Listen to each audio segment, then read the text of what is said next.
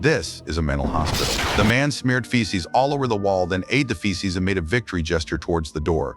The nurse felt extremely nauseous when she saw this. She picked up a stick and hit the man hard. The violence didn't make the man behave. Instead, he became even more manic and noisy. The long-term confinement made the man extremely irritable. He would roar from time to time, and the roaring sound disturbed the rest of the other patients.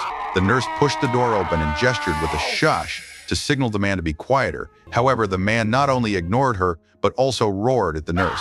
The nurse stepped forward and gave the man a good beating, knocking him unconscious to the ground.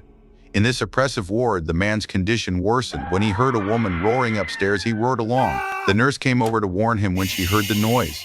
The man not only didn't pay attention, but also imitated the nurse's actions. The nurse was very angry and walked over, knocking the man down to the ground. The man's daily behavior was clearly pathological, and his mental state was very unstable. The nurse would come and beat him up every day when he made a ruckus. Eventually, would come and take out her anger on him, hitting him so hard that it felt like she was going to break his skull. The man deliberately crawled on the ground and imitated a dog gnawing on a bone, taunting and provoking. The enraged nurse immediately raised the stick and gave a hard knock, breaking the stick into 2 pieces on the spot. The man could still laugh at that moment, but then the nurse punched him down.